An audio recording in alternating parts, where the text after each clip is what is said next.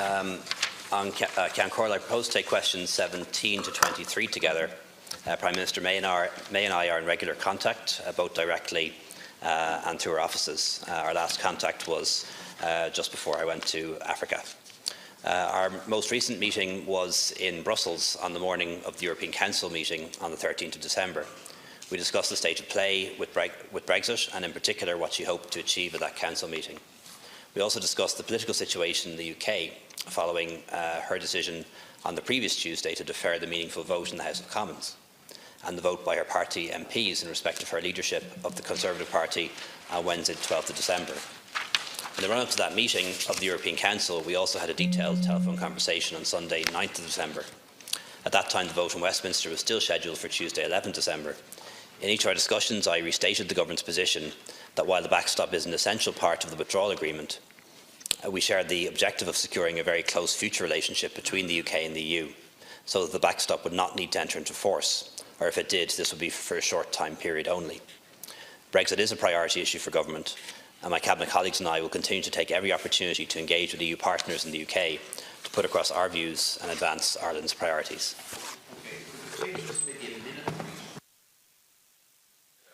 Response from the Taoiseach. I said I'll do my best. Can I ask a very direct question then, since the Ceann Comhairle wants us to be very direct and very succinct. When have you scheduled, Taoiseach, your next conversation with Prime Minister May? Do you propose to telephone her today? Presumably you'll allow the no confidence motion to be determined. The expectation is that she will survive and her government will survive that. But my direct question is simply this. The scale of the defeat of the negotiated plan was such in the Commons that it is the very clear view of virtually everybody who's spoken that that plan is no longer a viable plan in terms of its potential to be approved in any modified way, in any slightly modified way by the House of Commons. Do you know what Theresa May's plan B is, which she is now required to present to the Commons next Monday? And can I ask you, do you have a plan B? Or is it the view simply that what is negotiated, and if it's not that, it is no deal? Yes, and thank you for the account of your conversation. I would like to also know when it is you propose to speak to Mrs May. And we can speculate, and no doubt people will, as to what form the management of this parliamentary crisis will be across the water, and that's all fair enough. But really the question for us is where Ireland is positioned. And can I ask you, Taoiseach, if you will make absolutely clear and plain to Mrs May that the needs and interests of Ireland haven't changed, that the backstop remains the absolute bottom line? And will you talk to her also in terms of the contingency of which you haven't spoken in the event of a crash and a no deal and no backstop scenario on that issue that she herself has raised in the House of Commons, and that is the prospect of putting the constitutional question and a referendum on unity? Yes, could you be more specific, Taoiseach? When exactly was the last contact with the British Prime Minister? I think you said before Mali, but when was it, a phone call, or what was the nature of that contact and the deliberation? And given what the Taoiseach just said yesterday to Minister Ross, when he said, you know, Mr. Ross said there would be checks in the context of a no-deal Brexit. Minister Taoiseach Coveney seemed to confirm that, but doesn't want to talk about it, because once you start delving into it, he said, all of a sudden we'll be the government to introduce a physical border on the island of Ireland. Now I think we need clarity on that, Taoiseach. I didn't quite get it this morning from you, I think. What was the Taoiseach saying? Is he saying that in the event of no deal, there's no backstop? And therefore, what are the implications? And have you discussed that with President of the Commission, Juncker, or with Michel Barnier, in terms of what happens in a no-deal scenario? How do we protect the border? Or how do we avoid a border and prevent, a border emerging in that context. And whether or not you and the British Prime Minister have discussed the idea of an extension of Article 50.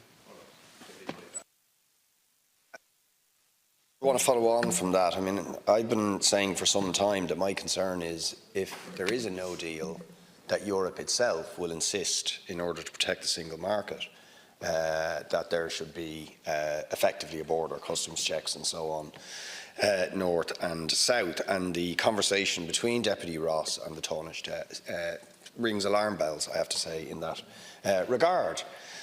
So, you know, can you give us an absolutely unambiguous assurance that in the event of a no deal, and obviously we hope some sort of deal, we hope, even if it's not this deal, that there's, I think at one point you described the no deal deal that could be done between Ireland and the UK in that event.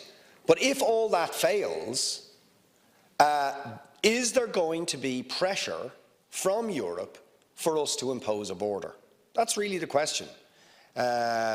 Or is there not? And the other question I want to ask, maybe it hasn't been discussed, is, you know, Europe is saying they're going to stand with us on all of these issues. Are they going to stand with us to the extent that they will make funds available to protect certain sectors of the Irish economy, workers, small farmers and so on, from the impact if there is a crash-out Brexit with all the potential consequences of that? Thank you, Cancrola. My last, I don't remember the exact day. My last contact with Theresa May was by phone about 10 days ago. I think was the day I was in Munich, or the day after when I was in Paris. We had penciled in a call for this week, but given or the week gone by, but given all the events in Westminster, that didn't happen. I don't anticipate I'll speak to her today. The motion of no confidence is happening, and I understand there may even be a whole series of rolling motions of no confidence. This is the idea, I understand, of the leader of the Labour Party in the UK to put down several motions of no confidence. But I'm sure we will speak soon, and we may have the opportunity to meet in Davos next week if she's able to make it. But I appreciate things are very fluid in Westminster at the moment. There is, of course, ongoing contact between our Sherpas and our chiefs of staff. On Article 50, we haven't had a detailed discussion on Article 50. In at least one of my meetings or phone calls, I raised the prospect of Article 50 being extended, and that was an option, which is just a statement of fact.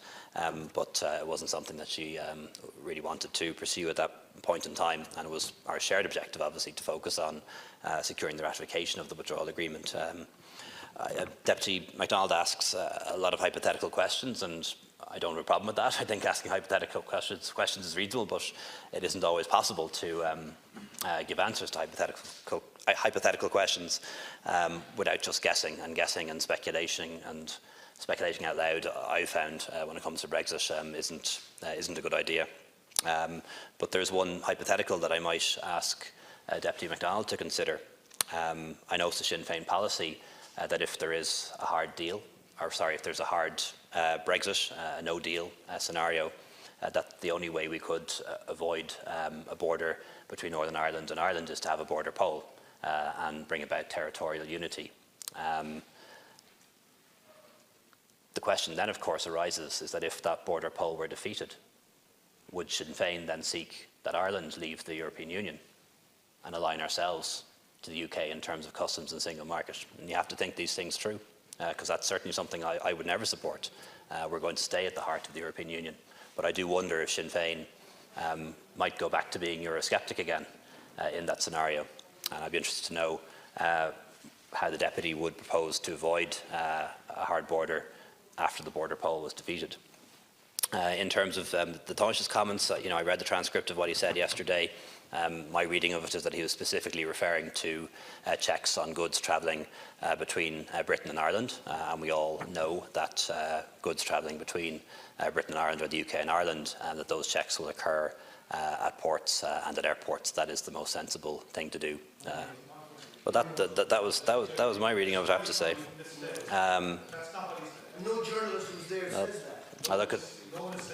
I shall read it again, but that was my reading of it. In a no deal scenario, obviously we have a big problem. As I've said before, it's not enough for people to say that a hard border can be avoided simply by saying that nobody wants one, simply by saying that it is simply by saying that it can be achieved merely through political will and good intentions. To achieve the absence, or to maintain the absence of a hard border between Northern Ireland and Ireland, we have to have an agreement on customs and regulation. We have to be in the same customs territory or customs union, whatever you want to call it, and we have to have alignment on regulations. And that is precisely why we've negotiated the withdrawal agreement, including the backstop.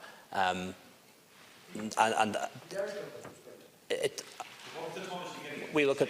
You'd have to ask the Taoiseach, but that's what he told me. That's what he told me he was getting at, and that is why we negotiated the withdrawal agreement, and that is why we negotiated the backstop. And I don't see much room for further negotiation beyond that. But what has to happen now? I'll tell you then what. What happens now is exactly what Prime Minister May said would happen. She will now engage with senior politicians in Westminster to see if they can come up with a set of proposals that would allow us to ratify the withdrawal agreement. And that is very much now where the issue lies. And we have to hear from the UK as to what their proposals are to resolve this problem, to avoid no deal. We can then consider their proposals, but obviously any proposals that they make have to be acceptable to the European Union and to Ireland. In terms of protecting sectors of our economy that may be exposed, there are many ways that we can do that. We already have approval, for example, for rescue and restructure. So if, in the event of no deal, particular businesses, as a consequence of that, fall into huge difficulty where jobs and viability is threatened, we can enter in, use public money to invest or to help save those businesses if saving them is a possibility. And we've approved that already. It's a rescue and restructure system. Also, for example, we can bring in special supports for the food industry and the agri-food industry.